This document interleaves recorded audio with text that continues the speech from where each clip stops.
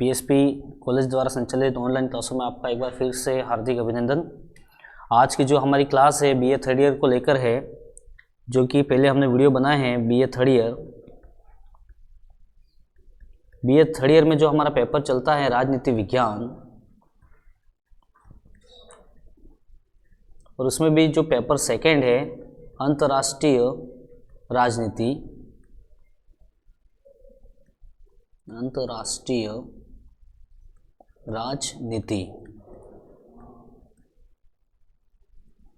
इसमें हमने भारत पाकिस्तान संबंध पढ़ लिए थे, चाइना वाले संबंध हमने पढ़ लिए थे। आज का जो हमारा वीडियो है वह यूनिट 4 को लेकर है, यूनिट 4, जिसमें हमारा टॉपिक आज का रहेगा यूएनओ, संयुक्त राष्ट्र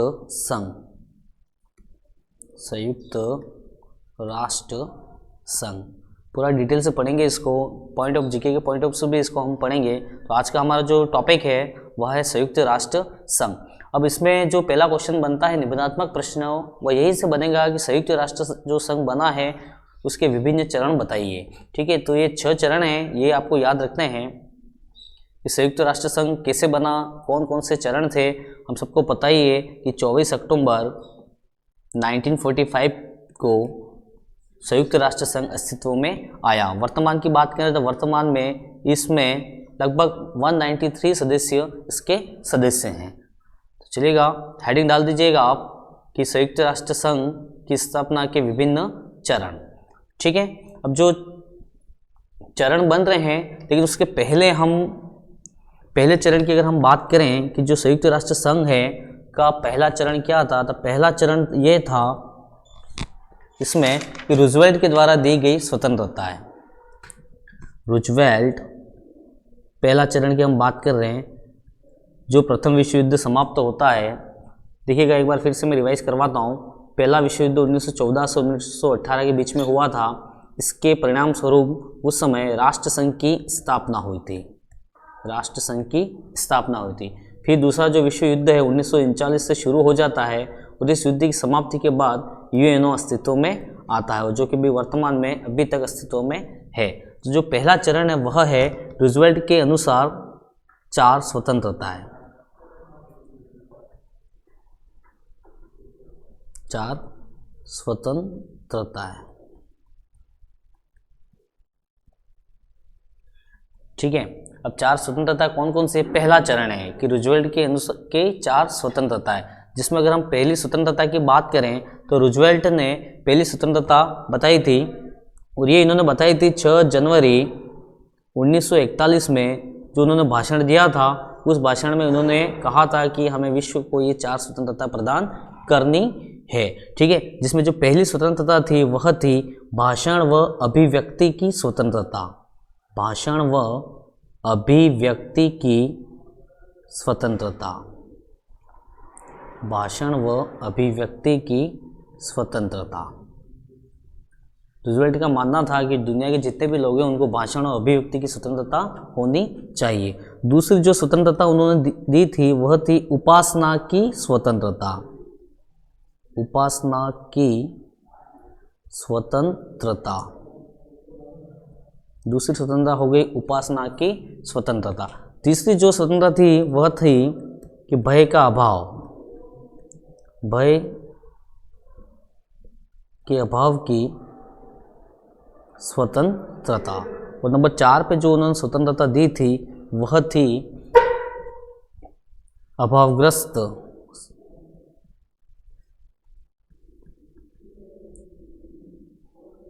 से मुक्त। ठीक है, तो जो पहला चरण हम पढ़ रहे हैं यूएनओ की स्थापना से रिलेटेड, सारे के सारे चरण हम 1 बाय 1 पढ़ेंगे। तो रूजवेल्ट ने जो कि 6 जनवरी 1941 में एक भाषण दिया था, उन्होंने उस भाषण में इन्होंने ये 4 प्रकार की स्वतंत्रता बताई थी। चलिएगा, नेक्स्ट हम दूसरा चरण अगर हम लेते हैं तो दूसरा जो हमारा चरण है वह है अटलांटिक चार्टर। Atlantic charter.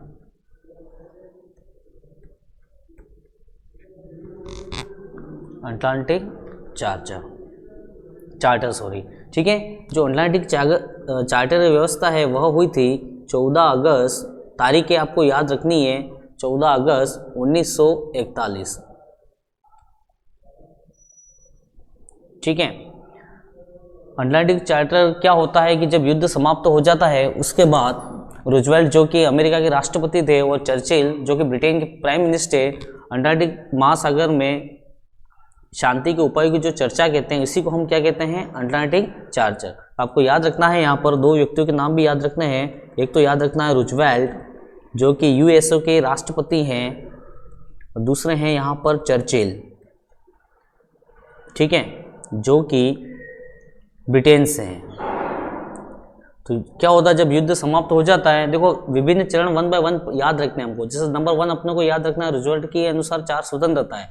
दूसरा जो हमारा पॉइंट है वह है अटलांटिक चार्टर। अब अटलांटिक चार्टर क्या था कि जब युद्ध की समाप्ति के बाद दोनों जब जाते हैं, ठीक है, अटलांटिक महासागर की ओर से, तब उस समय वो शांति के उपायों की चर्चा करते थे। उसी को अपन ने क्या नाम दिया, अटलांटिक चार्टर। ठीक है, चलिएगा। अब जो तीसरा जो चरण है वह है मित्र राष्ट्रों का सम्मेलन। मित्र राष्ट्रों का सम्मेलन, मित्र राष्ट्रों का सम्मेलन। ये मित्र राष्ट्रों का जो सम्मेलन है वह हुआ था 1 जनवरी 1942 को। ठीक है, मित्र राष्ट्रों का जो सम्मेलन हुआ था 1 जनवरी 1942। यहाँ पर एक इंपॉर्टेंट बात याद रखना कि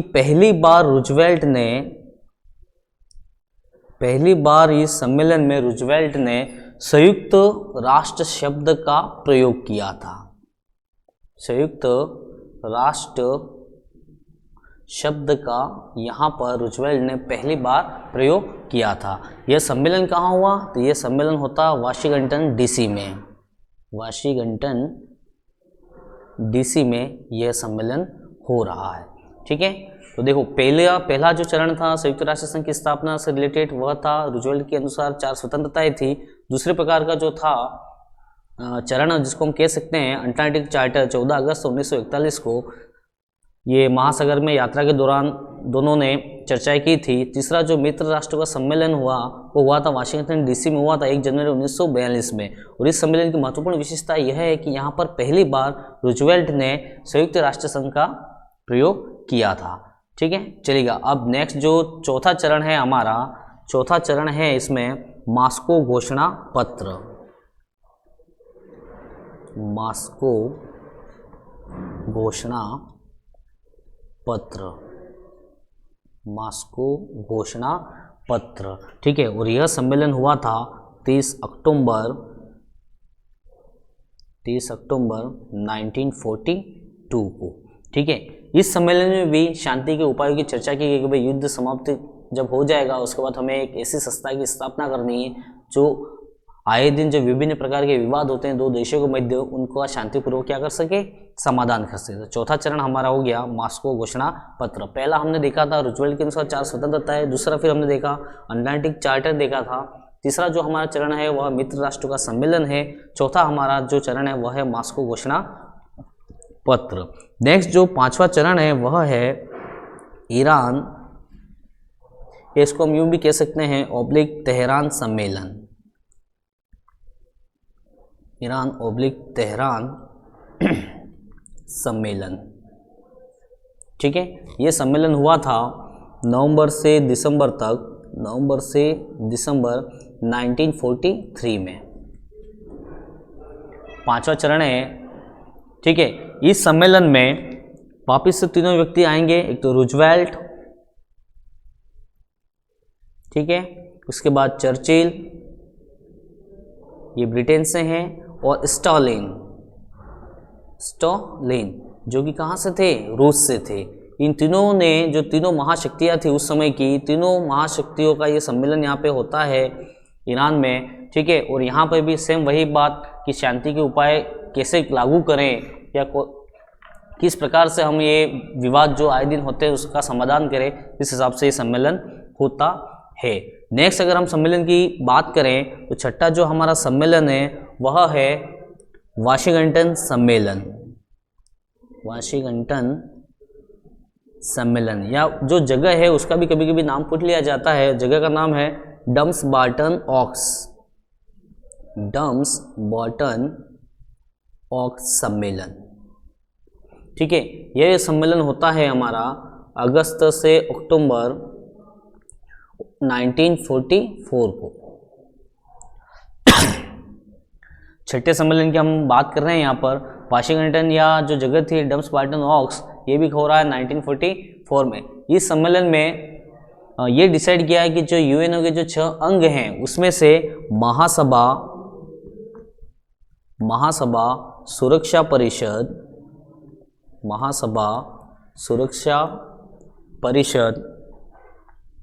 सचिवालय, इनको डिटेल से एक एक को पढ़ेंगे अपन आगे, सचिवालय व अंतर्राष्ट्रीय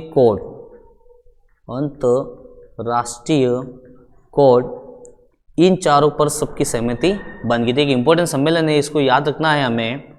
जो छठा है हमारा वाशिंगटन, या इसको क्या कह रहे हैं हम, डम्स बॉटन ऑक्स सम्मेलन, अगस्त से अक्टूबर तक 1944 में हो रहा है। इस सम्मेलन में ये जो 4 अंग हैं, महासभा है, सुरक्षा परिषद है, सचिवालय है और अंतर्राष्ट्रीय जो कोर्ट है, इससे रिलेटेड यहाँ पर क्या बनी, सहमति बनी। ठीक है, चलिए आगे और बात करें। नेक्स्ट जो सम्मेलन है वह है 7वां, जिसको हम कह सकते हैं याल्टा सम्मेलन। 7वां जो सम्मेलन है हमारा वह है याल्टा सम्मेलन। ठीक है, याल्टा सम्मेलन, ये सम्मेलन याल्टा सम्मेलन, ये जो याल्टा सम्मेलन है वह होता है 4 फरवरी 1945 में। याल्टा जो कि क्रीमिया में है, कहाँ पर है ये, क्रीमिया, इसको भी देख लेना, क्रीमिया में। ठीक है, इस सम्मेलन में जो स्थायी सदस्य हैं, हम बात करेंगे इस सम्मेलन में जो इंपॉर्टेंट बात हुई वह हुई कि जो सुरक्षा परिषद है, सुरक्षा परिषद में जो 5 सदस्य स्थायी हैं, इनको वीटो पावर देने की यहाँ पर क्या बनी, सहमति बनी। देखो आगे 2 सम्मेलन इंपॉर्टेंट, ध्यान रखना है हमको। डम्स बॉटन ऑक्स जो सम्मेलन था, यहाँ पर 4 अंगों को स्वीकार कर लिया गया। ठीक है, नेक्स्ट जो सम्मेलन हो रहा है हमारा याल्टा सम्मेलन, यहाँ पर सुरक्षा परिषद के जो 5 स्थायी सदस्य हैं, इनको वीटो देने पर क्या बन गई, यहाँ पर सहमति बन गई। और सबसे इंपॉर्टेंट और सबसे लास्ट जो हमारा 8वां है वह है सैन फ्रांसिस्को सम्मेलन। सैन फ्रांसिस्को सम्मेलन, ठीक है, सैन फ्रांसिस्को सम्मेलन। अब क्या हो रहा है यहाँ पर कि अप्रैल से जून 1945 के मध्य जो यूएनओ का जो चार्टर है उसका यहाँ पर क्या होता है, निर्माण हो रहा है। यूएनओ का जो चार्टर है उसका यहाँ पर क्या हुआ, निर्माण हो गया है। यहाँ पर सबसे इंपॉर्टेंट सम्मेलन, ध्यान रखना, यहीं से हमारा यूएनओ अस्तित्व में आता है। सैन फ्रांसिस्को सम्मेलन में क्या इंपॉर्टेंट क्या बात क्या होती है, 1945 को हो रहा है, अप्रैल से जून तक यहाँ पर यूएनओ के जो विभिन्न चार्टर है इसके ऊपर निर्माण हो गया है यहाँ पर। और फिर 24 अक्टूबर 1945 को यूएनओ के निर्माण की यहाँ पर क्या कर दी जाती है, घोषणा कर दी जाती है। यहाँ पर इंपॉर्टेंट बात एक और याद रखनी है कि इस समय भारत सहित कुल 51 देशों ने यूएनओ के चार्टर पर क्या किए, यहाँ पर हस्ताक्षर किए। और 51वां जो देश था वह था पोलैंड। वो कौन था, पोलैंड। क्लियर बात यहाँ पर, फिर से मैं रिवाइज करवा देता हूँ। ये सीक्वेंस आपको याद रखने हैं, निबंधात्मक क्वेश्चन बन सकता है कि संयुक्त राष्ट्र संघ के निर्माण की जो विभिन्न अवस्था हैं उनका उल्लेख कीजिए या उसके विभिन्न जो चरण हैं उसको बताइए। तो पहला हमने देखा था कि रूजवेल्ट के अनुसार 4 स्वतंत्रताएं थी। उसके बाद हमने देखा था अटलांटिक चार्टर 14 अगस्त 1941।